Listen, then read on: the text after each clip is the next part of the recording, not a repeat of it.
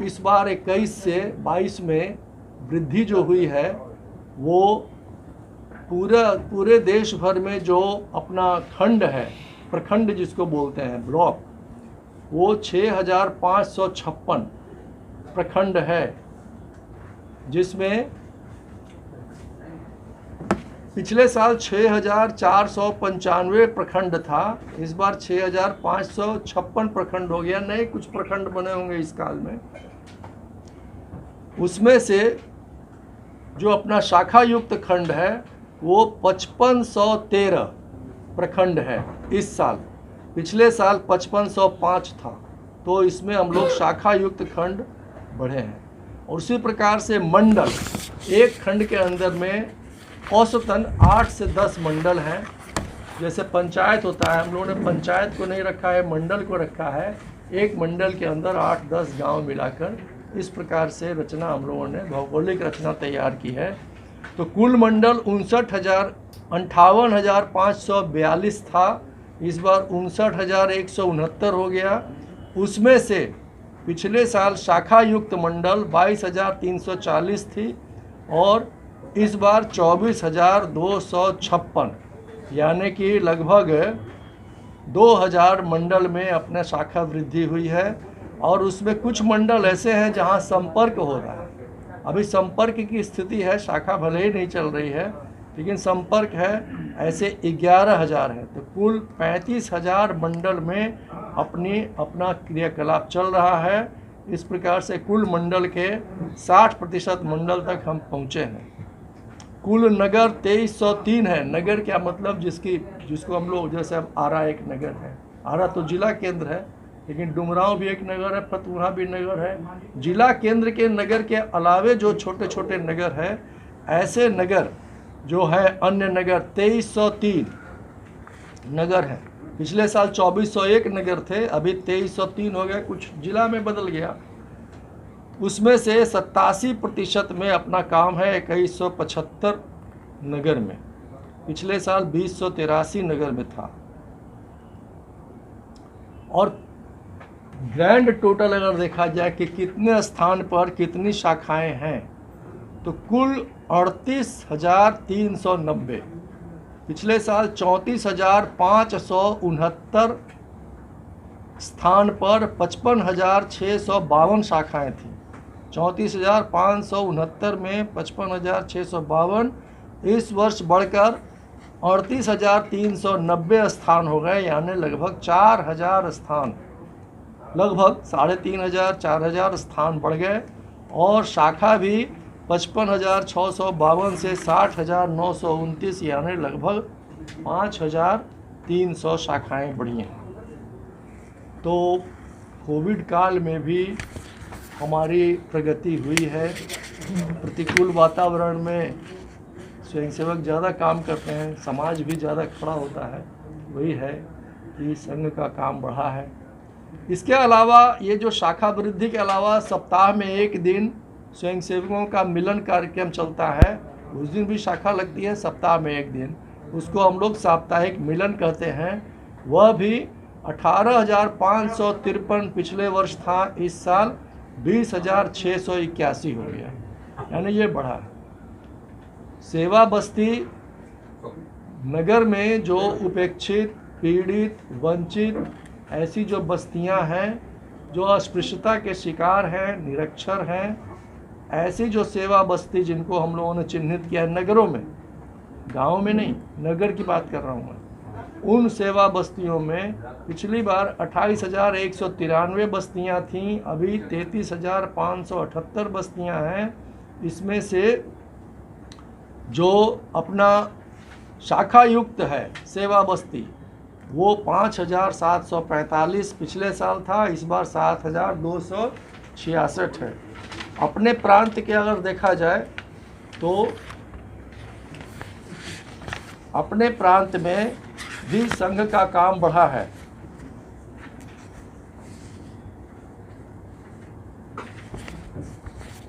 पहले मैं grand total ही बता देता हूँ।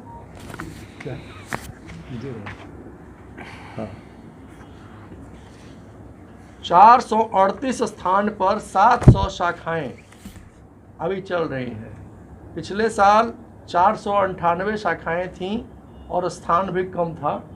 अभी 202 शाखाएं इस वर्ष, इस आलोच्य अवधि में 21-22 में और बढ़ गई है, और 226 स्थान पर साप्ताहिक मिलन और 46 स्थान पर संघ मंडली, यानी महीने में एक दिन जाना, लोगों के साथ बैठना, देश और समाज के ऊपर, धर्म के ऊपर चर्चा करना।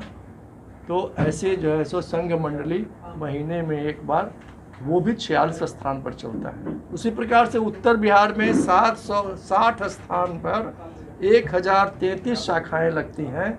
इसके अतिरिक्त 413 स्थान पर साप्ताहिक मिलन और 113 स्थान पर संघ मंडली लगती है। दोनों जोड़कर देखा जाए तो 1460 स्थान पर और 1733 शाखाएं लगती हैं। 1460 स्थान पर 1733 शाखाएं लगती हैं और 400, 600 और 26, 13, 639 स्थान पर साप्ताहिक मिलन चलता है।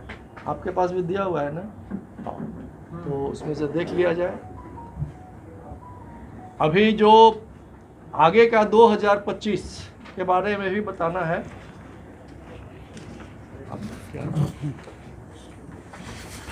आगे शताब्दी वर्ष है, यानी संघ की स्थापना 1925 में हुआ था। अभी 2025 में शताब्दी वर्ष आएगा। तो डॉक्टर साहब कहते थे, जो संघ के संस्थापक हैं, हमको कोई शताब्दी नहीं मनाना है, किसी का जन्म जयंती नहीं मनाना है। तो हम लोग शताब्दी वर्ष इस प्रकार से नहीं मनाएंगे, संघ का काम बढ़ाकर, समाज का जागरण करके, राष्ट्रीय जागरण करके, इसी प्रकार से शताब्दी वर्ष मनाना। और यह अपना काम पिछले साल से ही वस्तुतः और पहले से चल रहा है योजना, लेकिन 2 साल जैसा बताया कोविड महामारी में अस्त व्यस्त रहा। कभी शाखाएं बंद हुई, कभी चली, कभी लॉकडाउन हुआ, कभी ये हुआ, कभी वो हुआ, पॉपुलेशन का माइग्रेशन हुआ। तो इसके कारण पूरा सब कुछ डिस्टर्ब हो गया था। तथापि विस्तार योजना में अभी तक जो हम लोगों की जो योजना बनी है, वो सभी नगरों में, नगर की बस्ती में शाखा शुरू करने का। हर एक नगर की अगर कोई 1 लाख आबादी है या 5 लाख आबादी है, तो उसमें 10,000 की आबादी पर एक बस्ती हम लोगों ने बनाया, जिसको कॉलोनी कह सकते हैं, मोहल्ला कह सकते हैं। हम लोग उसका नाम दिए हैं बस्ती। तो बस्ती 10,000 की आबादी पर अगर 10 बस्ती है तो 10 शाखाएं, कम से कम 10 शाखाएं, 20 भी हो सकती है एक बस्ती में। व्यवसायियों की शाखा, विद्यार्थियों की शाखा अलग अलग होती है, तो श्रेणी के अनुसार भी 2-3 शाखा भी एक बस्ती में हो सकती है। न्यूनतम हमने तय किया कि सभी बस्ती को कार्ययुक्त करना है शाखा या मिलन से। तो एक तो ये है। उसी प्रकार से खंड में जितने भी मंडल हैं, अभी मंडल को पूरा और करना है। जैसा कि पहले बताया आपको, अभी मंडल का काम हम लोग बहुत पीछे हैं। 40% तक मंडल तक पहुँचे हैं, 60% पर पहुँचना है।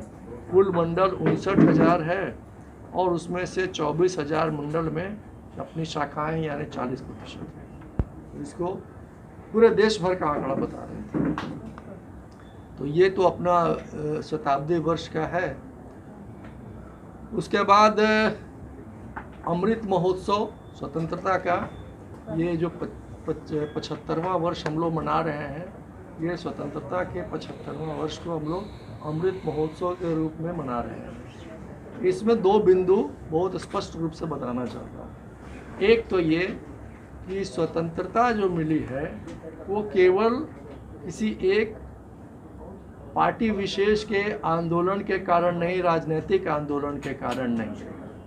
इसमें आध्यात्मिक आंदोलन, सामाजिक आंदोलन, सामाजिक सुधार आंदोलन, सांस्कृतिक आंदोलन, स्वामी दयानंद सरस्वती, स्वामी विवेकानंद, स्वामी राम तीर्थ, महात्मा फूले, नारायण गुरु, ऐसे सब लोगों का योगदान रहा है प्रकारांतर से। उनके कारण जागृति आई है, जागृति का स्तर बढ़ा। इतना ही नहीं तो यह आंदोलन केवल 1875 या 80 या 85 या 2000 1900 के बाद शुरू नहीं हुआ, बंग आंदोलन से नहीं शुरू हुआ, बल्कि प्रथम स्वाधीनता संग्राम 1857 में हुआ। उसका नाम ही है प्रथम स्वाधीनता संग्राम।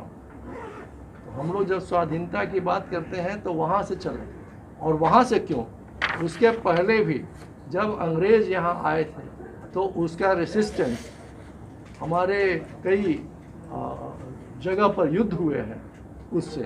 बंगाल में युद्ध हुआ है, मराठों का युद्ध हुआ है, दक्षिण में युद्ध हुआ है, हर जगह युद्ध हुआ है। कितने लोग बलिदान हुए, हमारे जनजातीय समाज ने बलिदान किया है। बिरसा मुंडा हो या तिलका मांझी हो बिहार में, तो ऐसे लोगों ने बलिदान दिए हैं, युद्ध लड़ा है। तो उन सब का योगदान है इस स्वाधीनता में जो 1947 को हम लोगों को मिला।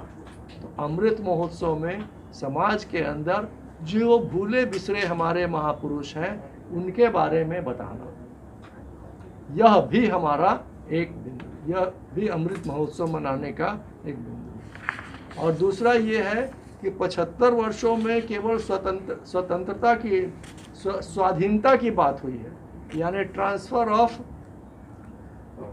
पावर हुआ है। ब्रिटिश रूल से हम इंडियन रूल में आ गया। स्वतंत्रता यानी हमारा तंत्र हो, राष्ट्रीय तंत्र हो, स्वदेशी तंत्र हो, भारतीयता पर आधारित स्वतंत्रता। ऐसी स्वतंत्रता क्या शिक्षा प्रणाली में है, क्या आर्थिक प्रणाली में है, क्या अन्य प्रणालियों में, सामाजिक जीवन में है, क्या कानून में है? तो उसके बारे में भी चिंतन, बुद्धिजीवियों के भी चिंतन हो। ये नहीं कहते सबके सबको उलट देना है, रोल बैक कर लेना है, पलट देना है। जहाँ जहाँ आवश्यक है हमारी खिड़की खुली हुई है। भारतीय संस्कृति एकदम खुली संस्कृति है। जो अच्छी चीज़ें हैं पश्चिम से आने के वो हम लेंगे। युगानुकूल रचना, आर्थिक हो, सामाजिक हो, शैक्षिक हो, ये रचना स्व के आधार पर तैयार करना, यह भी हमारे अमृत महोत्सव का एक बिंदु है। इसमें जो अपने माननीय सर कारवा जी थे, इन्हें वक्तव्य जो जारी किया है स्वाधीनता का अमृत महोत्सव, उसमें उसी में लिखा है स्वाधीनता से स्वतंत्रता की ओर। तो इसका जो शीर्षक है इसी से स्पष्ट हो जाता है जो मैंने आपको बताया। अंत में चौथा बिंदु है ये प्रस्ताव का। जो प्रस्ताव पारित हुआ है उस पर 2-3 सत्र तक चर्चा हुई। तो पूरे देश भर में ये एक चर्चा का विषय रहा कि ये जो वैश्वीकरण शुरू हुआ 1991 के बाद से लेकर अब तक, उसमें जीडीपी बढ़ा है। उसके पहले जीडीपी कम था, ग्रोथ रेट कम था, उसके बाद ग्रोथ रेट बढ़ा, लेकिन रोजगार घटता चला गया। आज भी रोजगार कम रहा है। मैं नौकरी की बात नहीं करता हूँ, नौकरी तो पहले से ही, जब प्रधानमंत्री थे राजीव गांधी तो बैन ऑन रिक्रूटमेंट कर दिया था, तो उसी समय से बैन था। तो 2012 के बाद रिक्रूटमेंट बैंकों में ज़्यादा शुरू हुआ। मैं एक उदाहरण दे रहा हूँ। तो नौकरी तो कम है। अभी क्या स्थिति है, आंकड़ा ये कहता है कि 5 से 7% ही केवल सरकारी और निजी क्षेत्र में, जो जिसको ऑर्गेनाइज सेक्टर कहते हैं, संगठित क्षेत्र, वहाँ नौकरी है। और बाकी 11-12% जो अपना करते हैं काम, दिहाड़ी मजदूर या ठेकेदार के साथ काम करने वाले वो लोग हैं। बाकी 20%, 80% तो स्वरोजगारी हैं, या तो बिजनेसमैन है, या किसान हैं, या एसएसआई चलाते हैं, अपना उद्योग है, इस प्रकार के लोग हैं स्वरोजगारी। तो इसी को और बढ़ाना है, तभी हम पूरा कर सकते हैं। इस पर पूरा प्रस्ताव पारित हुआ है। तो लघु उद्योग के क्षेत्र में, सहकारिता के क्षेत्र में, कुटीर उद्योग के क्षेत्र में, ग्राम विकास के क्षेत्र में, गोपालन के क्षेत्र में, फूड प्रोसेसिंग यूनिट के क्षेत्र, ऐसे छोटे छोटे उद्योग, सब संसाधन है। यहाँ संसाधन की कमी नहीं है। यहाँ के लोगों में भी जो मानव शक्ति है उसमें भी क्षमता है, लेकिन अवसर बढ़ाना। इसलिए हमारा शीर्षक है कि उसका अवसर बढ़ाना और लोगों में एक जागृति पैदा करना कि भाई सबको नौकरी के लिए क्यों जाते हो, तुम जॉब सीकर मत बनो, जॉब प्रोवाइडर या गिवर, जॉब गिवर बनो। इस प्रकार का एक भावना बनाना, ताकि अधिक से अधिक और मानव शक्ति और प्राकृतिक संसाधन और हमारे अंदर जो इनहेरेंट जो शक्ति है उसको देखते हुए ऐसा लगता है कि कभी हम एक समय सोने की चिड़िया थी, दुनिया के नंबर 1 देश थे आर्थिक क्षेत्र में। 1-2 वर्ष नहीं, शताब्दियों तक पहली शताब्दी से लेकर 17वीं शताब्दी तक भारतवर्ष सबसे उन्नत राष्ट्र था। ये हम नहीं बोल रहे हैं, कैम्ब्रिज यूनिवर्सिटी के प्रोफेसर ने जो किताब लिखा है history of the economic history of the world, उसमें उन्होंने लिखा है कि पहली शताब्दी से लेकर 17वीं शताब्दी तक भारतवर्ष के सबसे अधिक उन्नत राष्ट्र था आर्थिक दृष्टि से। हम फिर वहां तक पहुंच सकते हैं बशर्ते कि कार्यों का अवसर मिले, सबों को मिले, और अपनी मनस्थिति भी हम ठीक करें। हम लोग जॉब सीकर के बदले जॉब गिवर बने, ऐसी क्षमता है हम में। तो इस पर जो है सब प्रस्ताव भी है, प्रस्ताव की प्रति आपको दी गई है। तो मुझे इतना ही विषय रखना था, बाकी आप लोगों को कुछ, राजेश जी हैं अपने क्षेत्र का प्रचारक, आप बताइए। आपने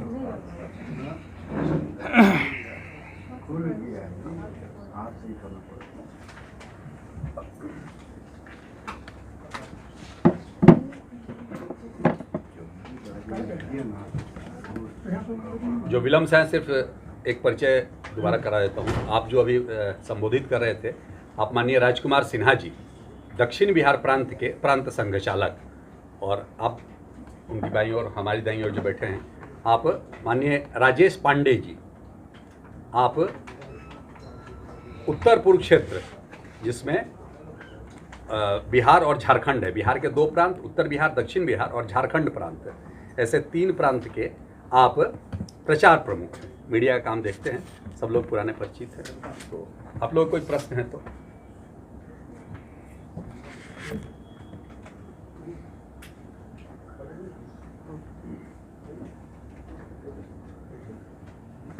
स्वाधीनता की जो स्वतंत्रता की ओर है, उसमें आप लोग का क्या है?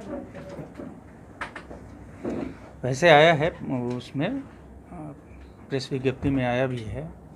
हम लोगों ने स्वाधीनता से स्वतंत्रता की ओर में एक कार्यक्रम लिया है कि अपने यहाँ जो पूरे बिहार के सांस्कृतिक जिलों का, सांस्कृतिक जिला यानी जो आज के ज़िले हैं वो नहीं, वो तो प्रशासनिक ज़िला कहे जाते हैं। तो सांस्कृतिक जिला यानी भोजपुर क्षेत्र, मगध क्षेत्र, मिथिला क्षेत्र, चंपारण्य क्षेत्र, सारण्य क्षेत्र, ऐसे सभी सांस्कृतिक जिलों का अनटोल्ड हिस्ट्री, यानी जिसके बारे में जैसा कि संबोधन में बताया गया कि बहुत कम जानकारी हम लोगों के बीच में इतिहास के बारे में, स्वतंत्रता आंदोलन के बारे में दी गई है।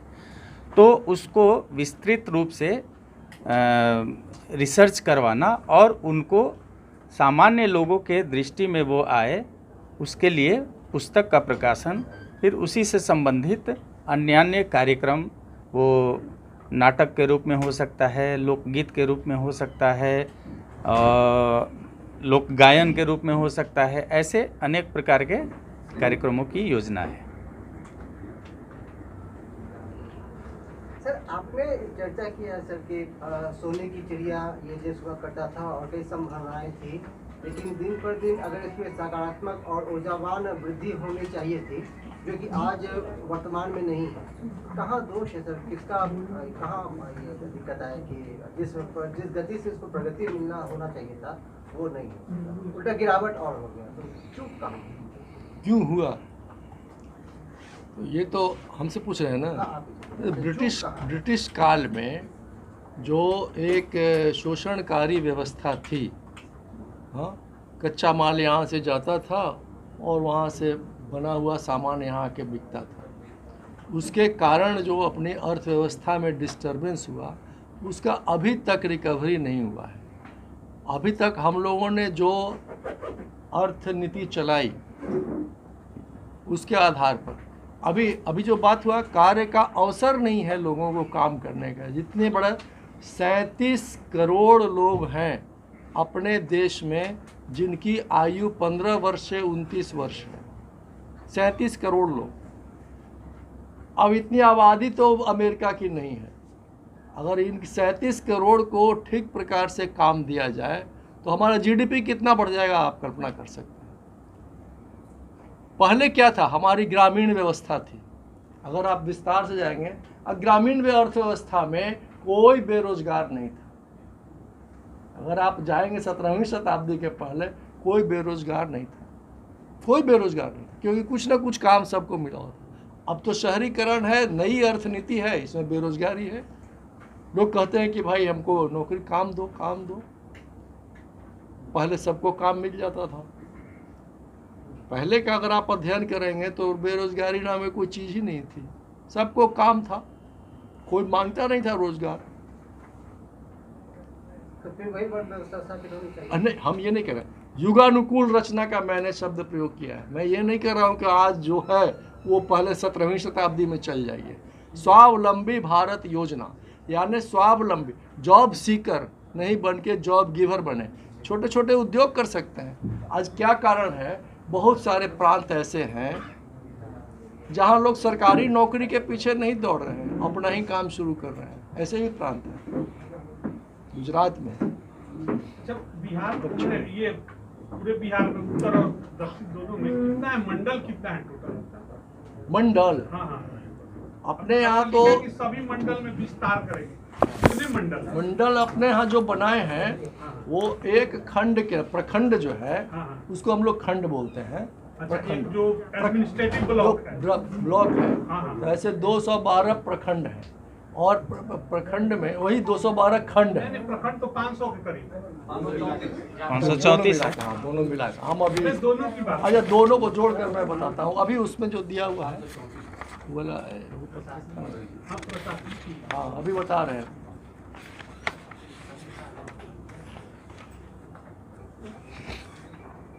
तो अपना अभी हम प्रांत का बता सकते हैं तुरंत। नहीं, मेरा केवल यही कि आपने लिखा है शताब्दी वर्ष में सभी मंडलों में शाखा विस्तार का लक्ष्य रखा गया है। हाँ वो पूरे, आपके मंडल होंगे ना कुछ, तब ना रखे हैं लक्ष्य। हाँ हमारे यहाँ 2700 मंडल हैं, दोनों नहीं दक्षिण बिहार का। वहाँ का मेरे पास आंकड़ा तो अभी नहीं 3100 है। लगभग है, 3100 लगभग तो ये जोड़ लीजिए, दोनों मिला के 3100 और 2700, 58 होगा, 5800। 5800 लगभग। और अब जैसे पंचायत होता है सरकारी में, हम लोगों ने मंडल बनाया है, तो पंचायत 6-7 गांव पर एक मंडल हम लोगों ने बनाया। पंचायत भी यहाँ बहुत है, आपके मंडल से ज्यादा है। बिल्कुल है। 8000। ऐसा है कि सरकार का जो पंचायत है, उस पंचायत से अलग हम लोगों ने 5, 7, 10 ऐसे गाँव को मिलाकर हमने एक मंडल की रचना की है। इसमें ग्रामीण क्षेत्रों में, जो शहरी क्षेत्रों में हम 10,000 की आबादी पर एक बस्ती बनाए हैं, ग्रामीण क्षेत्रों में आबादी को आधार नहीं बनाए हैं, गांव को आधार बनाए हैं। उसके आधार पर हमारे लगभग 5800 मंडल हैं। दोनों राज्यों में, दोनों प्रांत को मिला के। बिहार और झारखंड, नहीं, बिहार दोनों उत्तर और दक्षिण मिलाकर, बिहार उत्तर और दक्षिण बिहार मिलाकर 5800 मंडल, 5800 हैं लगभग। उसमें कुछ आंकड़ा का, इसके अलावा झारखंड में कितने होंगे शाखा? शाखा, हाँ, हाँ झारखंड में मंडल और शाखा दोनों बता देता हूँ। अच्छा, हमको दे दिएगा अलग से। नहीं, उसका चूंकि झारखंड प्रशासनिक वहाँ है, वहाँ प्रेस कल हो गया है, अच्छा। तो डाटा कहेंगे तो मैं दे दूंगा। अच्छा, दूसरी ये बात है आपका है कि 60,929 मतलब लगभग 61,000 शाखाएं चल रही ऑल इंडिया, और बिहार में केवल 1700 समथिंग है। तो ये नहीं लगता बहुत कम है, जितना पॉपुलेशन डेंसिटी है यहाँ आपका? तो आप तो बहुत आपका कम रेशियो है बिहार में। ठीक है, कभी समय समय की बात है, लेकिन कम कैसे? 61,000 में 1700 है, हाँ। कितना है? कितना प्रतिशत है? 3% से भी कम है, और पॉपुलेशन लगभग 10% है। दक्षिण बिहार का नहीं, नहीं, वो पूरे बिहार की। 60,000 में और 1700 तो 3% हाँ, का- 3%। क्षत्रिय 18 3% से भी कम हुआ। आप लोगों का सहयोग रहेगा तो सभी मंडल में पहुंच जाएंगे इस वर्ष। नहीं, हम लोग सहयोग नहीं वो आपका कहना ठीक है। लगभग आबादी है 8 से 9%। आबादी है, देश की आबादी की तुलना में बिहार की आबादी 8 से 9% है। उसकी तुलना में हमारे शाखा का कार्य का विस्तार 3% के आसपास हो रहा है। बात वास्तव में सही है। कुछ तो हमारे यहाँ की जो परिस्थितियाँ हैं, जो परिस्थितियाँ समेकित रूप से पूरे देश में, मान लिया दिल्ली की परिस्थिति अलग है तो वहाँ काम ज़्यादा है। बिहार की परिस्थिति या मान लिया केरल में, तो केरल में भी एकदम विपरीत परिस्थिति है, लेकिन काम का विस्तार हमारा वहाँ सबसे ज़्यादा है। तो यहाँ कुछ परिस्थितियों का भी है और कार्यकर्ताओं के सहभाग का, सक्रियता का है, उसको हम सब बढ़ाने का प्रयास कर रहे हैं और उसको बढ़ाकर हम बेसिक क्या हर्डल्स, जो मेन हर्डल्स 2-3 क्या आते हैं वो हर्डल नहीं है। हर्डल करके ऐसा करके हम नहीं मानते हैं उसको हम हमारी कमी मानते हैं। हम हमारी कमी यानी हमारे कार्यकर्ता जितने समय दे रहे हैं उसकी तुलना में वो और समय बढ़ाएंगे, उसके आधार पर हम अपने कार्य का विस्तार करेंगे। कोई हर्डल्स के लिए नहीं है, कोई हमारे लिए कोई समस्या नहीं है। तो जो वहाँ के कार्यकर्ता समय ज़्यादा दे रहे हैं इसलिए काम का विस्तार जा रहा हो, हम भी हमारे कार्यकर्ताओं को उत्साहित करके, उनको नियोजन करके हम काम को आगे बढ़ाने का प्रयास करेंगे। उसी के आधार पर हमने सभी मंडलों तक पहुंचने का शताब्दी वर्ष तक योजना बनाई है। ये स्वावलंबन का जो कार्य बिहार में चल रहा है 80 गांव में, उसमें अब तक ये काम कब से चल रहा है और कितने ऐसे लोगों को अब तक स्वावलंबी बना लिया गया है और इसमें बेसिक समस्या क्या क्या है और इसको क्या स्वरूप देना आप चाहते हैं? स्वावलंबी का मतलब वहाँ पर लघु उद्योग या छोटे छोटे उद्योग, इस प्रकार के कुटीर उद्योग, छोटे छोटे काम, या ये में क्या कहते हैं खेती में, ऐसे छोटे छोटे काम प्रारंभ हुए हैं और उसी में से 80 गांव का आया है कि यहाँ काम प्रारंभ हुआ है। अभी स्वावलंबी भारत योजना के अंतर्गत तो अभी आने वाले समय में और उसका काम बढ़ने वाला है। बिहार में ये जो है थोड़ा धीरे से शुरू होता है, बाकी सब प्रांत में बिजनेस माइंडेड ज़्यादा है, स्वरोजगारी ज़्यादा है वहाँ के, तो यहाँ कितना समझाने पर जाकर कोई काम शुरू होता है। तो लेकिन ये योजना यहाँ भी लागू है, चल रही है। अच्छा, और इस बार विशेष योजना चल रही है। बिहार एक तरह से किसान यहाँ पर हाँ, ज्यादा ज़्यादा है। किसान है। किसान के लिए आप लोग क्या कर रहे हैं? किसान किस तरह का उनको स्वावलंबी बनाने की कोशिश कर रहे हैं? किसान तो खुद स्वावलंबी है, उनकी समस्या उसका नहीं है। उसका जो सबसे बड़ी समस्या खेती का अगर है तो इसका कॉस्ट बहुत ज़्यादा लगता है। कॉस्ट ऑफ प्रोडक्शन अनाज का बहुत ज़्यादा है। तो जीरो बजट खेती, जैविक खेती, गो आधारित खेती, इस पर अपना काम चल रहा है। गो सेवा से संबंधित, ग्राम विकास से संबंधित, ये दोनों अपना ग्राम विकास और गो सेवा गतिविधि है। तो अब जीरो बजट खेती, तो पहले तो किसान कुछ भी नहीं, अपना बीज होता था, अपना खाद होता था। तो अब ये नहीं कह रहा हूँ कि जैविक खेती आप कुछ मत लगाओ, लेकिन जीरो बजट पर नहीं आ सकता है। तो जितना आज कॉस्ट हो रहा है उसमें से कमी तो हो सकती है। अगर गो आधारित खेती होगी तो कमी आएगी, जैविक खाद के से अगर खेती होगी तो कॉस्ट ऑफ प्रोडक्ट, ये बहुत बड़ी समस्या है किसान में।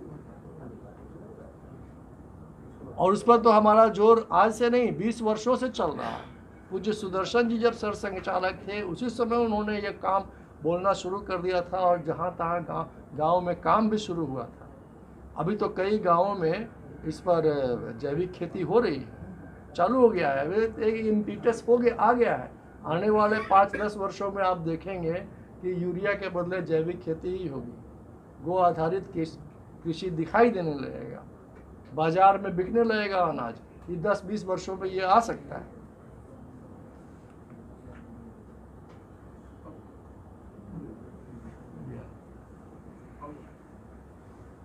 हो गया? अब गो आधारित कृषि का मतलब ये मत समझिए, जो पहले मैंने कहा कि पूरा ट्रैक्टर चला जाएगा क्या वापस, जिसको रहने की आवश्यकता